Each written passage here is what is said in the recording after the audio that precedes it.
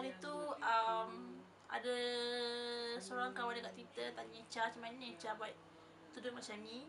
Okay, so hari ni Cha nak ajar macam mana Cha buat tudung macam ni. So let's get started. Okay, hello. Okay, tutorial kan? Okay, nak start tutorial kan? Ni kau tutorial dia. Okay, yang ni menyibuk, tak apa, abaikan dia. Okay, alright, okay. Tak tahu cermin, so main buat je. Okay, senang je cara nak buat style macam tu. Yang sebenarnya ada banyak, tapi ni salah satu caranya. Okay, just pinkan kat sini macam ni. Okay, okay, biasa-biasa. One is longer, and then this other size shorter. Okay, lepas tu, and then yang ni letak kat atas kepala macam ni.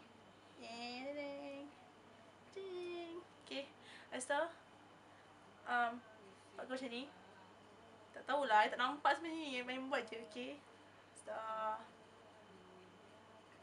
sorry aku tak jadi.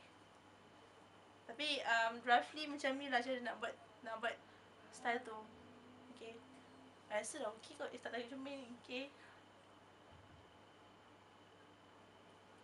alright. Then I guess it's already done, right? Okay, so dia tak pin. Kau nak tak kat sini ke, tak ada mana kau suka. As long as tak jatuh kena ni. So pin je kat sini. Okay, kau pin je kat sini. Biasanya Isha pin kat sini je, sebab senang kan. Okay, Abang ni dapat dulu kak? Memang. Okay, sini je jadi. Dah siap. Tara. Lagi satu. Tapi yang model sebelah tu siapa? Ini dah ada saya. Okay, dah jangan lagi. Okay, bye-bye. Bye. Okay, Assalamualaikum.